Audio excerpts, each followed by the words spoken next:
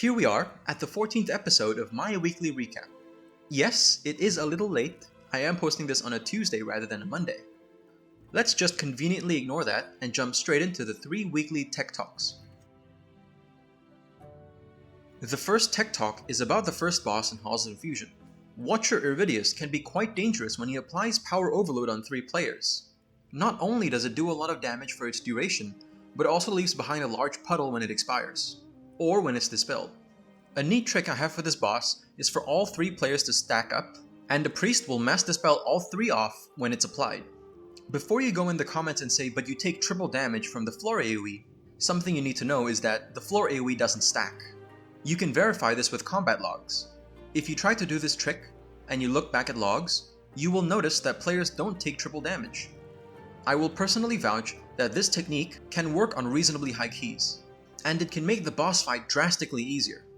Just be sure that everyone is in on the plan before you do it. The second and third techs of the week are both found in Uldaman. The first one has made its rounds quite a bit in the community, but it was shared to me last week by a guildie. In Uldaman, there are 2 Time Reavers at the very end of the dungeon before the last boss. These Time Reavers are disgusting, and I'm not sure you would ever want to pull them in a real run, so most groups would want to skip them. You could use an invisibility pot, but more than likely you can employ this next tactic. If you go over to the right, walk on this pillar's foot, and jump up the cliff, you can slowly walk around behind the Reaver and make it to the last boss. Doing so, instead of using an invis pot, will allow you to use a DPS pot on the last boss, which should help you time the key. And the last tech talk is about the last boss, Chronoloord Deios. Throughout the fight, Chronoloord Deios will consistently apply to 3 players time sync. This does a lot of damage over its duration. Enough damage that it may overwhelm your healer. An important detail here is that time sync has a slow component, in that it slows your movement speed. This is actually a good thing, because abilities that remove snares also remove the damage component. So as a priest, I have an ability that removes snares every 30 seconds. Paladins can use Blessing of Freedom, monks can use Tiger's Lust. There are a whole bunch of abilities that remove snares, and you should use them to get rid of time sync. Of course, if you have a priest, your priest can just mass dispel you, so don't worry about that. But I'm pretty sure your priest cannot mass dispel all the time, as the cooldown is too long. So get ready to press those snare removals. That's it for the tech talk, and now let's talk about the weekly updates. There really aren't that many this week. Blizzard seems to have toned down the number of balance patches coming out. Whether this is a good or bad thing? I don't know, you tell me. As usual, let's do this chronologically. The first one for the week is a nerf to Neltharus. It happened about 5 days ago, and it was a nerf to Magmatusk and some of the trash. In the Magmatusk encounter, there was this potion that would appear related to the boss's achievement. It would make the boss easier, I'm not sure in what way, but easier in some way. And apparently people were using it in Mythic Plus, so now it's no longer available in Mythic Plus. But Blizzard hears us loud and clear, Magmatusk is over 2 in his hell, so they nerfed Magma Eruption by 20% and Lava Spray by 15%. The Forge Rot Monstrosity you find before the 3rd boss had its health reduced by 25%. Lava Flares, the small fire elementals you see around, had their health reduced by 20%. And this next one is probably the biggest one. It's about the Burning Chains. You might have noticed them, it's these little chains with dragon skulls on them that you pick up and drag. Previously, when you picked it up and dragged it over an enemy, you would explode, dealing an insane amount of damage to yourself and any nearby players. Well, they've made it so it no longer ever hits players. And these chains do a ridiculous amount of damage, like 25% of mobs' health a lot. So if you have a good route planned ahead, you can use these chains on really big packs and get a lot of free damage. That will be one of my techs next week, once I get good footage of it. Next, as a follow-up to last week, Blizzard has made it so immunity removal abilities work on them. This would allow Shattering Throw to destroy Incorporeals, and they are also now susceptible to charm effects.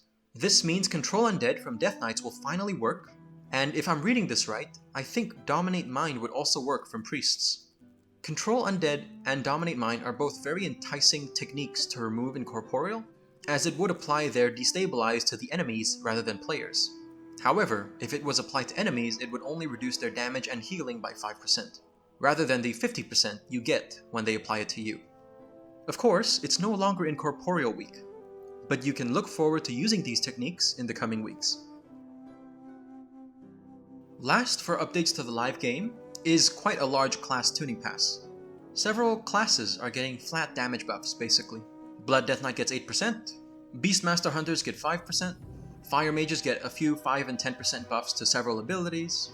Brewmaster is surprisingly getting a few buffs. I've never known them to need the damage buff. Mistweaver is getting a healing buff. Assassination is getting a 5% damage buff. And Arms and Protection are both receiving relatively large buffs. I think these are fine, but it does feel like deja vu. In Season 1, Fire Mage received like a 10% damage buff multiple weeks in a row. If you don't know, Fire Mage has been performing quite poorly in the raid. I'm not sure this is enough, and quite frankly, I expect even more buffs over the coming weeks. And the last update is for the PTR. There are a new set of patch notes for the 10.1.5 patch. Following last week, basically every other hybrid class, which is a class with a healing spec, has had their mana pool significantly increased, but their mana regen not compensated equally. Just like last week, Blizzard cites that they want hybrid DPS and tanks to contribute less to healing, defensive dispels, and offensive dispels. I can't exactly say this is good news. It kind of restricts DPS to doing one job and one job alone, which is to do damage. But some people might like this, so I'll keep an open mind. There was a change to one of Fire Mage's capstone talents in the form of a considerable nerf. It really is up in the air what the best talent trees would look like at the end of this PTR cycle. So if you're really not into theory crafting, I don't recommend going onto the PTR yet. It seems Blizzard is also pushing forward the Flamestrike builds, increasing its damage overall. I know a fair number of people who play Fire Mage do not like Flamestrike. Personally, I'm indifferent. I'm okay with or without Flamestrike. There's a whole bunch of Frost Mage changes as well. I literally have never touched Frost Mage in my life, so I don't know the first thing about them. If you play Frost Mage yourself, have a look at the notes. I'm sure it will be at least a little bit interesting. More changes to Holy Paladin, again another class I'm not too familiar with. There seems to be more iteration on Warlock specs as well.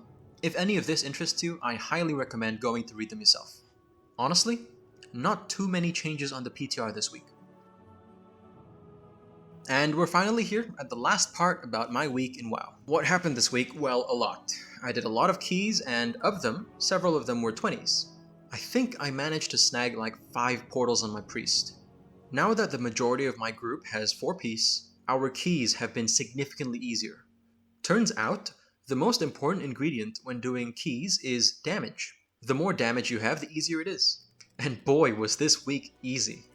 I really think Blizzard did fantastic with these new affixes, Incorporeal and Afflicted, and even Entangling. These affixes are great. They change the moment-to-moment gameplay, but they don't significantly restrict the dungeons. My only comment would be that Afflicted and Incorporeal are slightly too inconspicuous. Sometimes I don't even notice them, and they go off way behind the group, and we get this really nasty debuff that we didn't even know is happening. Maybe a small sound or visual cue would help. Maybe it's a good thing that I missed Monday and I'm posting this on a Tuesday, because just yesterday, Monday, our raid cleared Sarkareth on Heroic. I know what you're thinking, Heroic Sarkareth isn't hard, and honestly he wasn't very hard. We should have cleared him a week ago at least. But our guild isn't super hardcore, so it took us a while to get here. Just in time too, because I'm pretty sure we're gonna lose a lot of our players to Diablo 4. I think any of you in a guild of your own would notice that this week is going to be a lot less populated. It's almost strange, the overlap between World of Warcraft players and Diablo players. It's all kind of in the Blizzard ecosystem. I don't intend on playing Diablo 4 myself. I may in the future, but not for now. So me and my groups are going to continue doing 20s. Of course, my guild aspires to do Mythic Raid. Except the difficulty we face now would be an attendance issue. There is a very low chance that we can muster up 20 people every raid night. So even if we wanted to, we can't do a full 20-man Mythic run. It's going to be interesting to see how we progress from here. And just in case you're wondering, even though I have slandered Fire Mage a little bit in this video, I am still playing Fire Mage in our raid. And I think I perform reasonably well with it. Anyway, that's the video this week. I hope it was informative. If you enjoyed it, Feel free to leave a like or subscribe, and I'll catch you in my next weekly recap.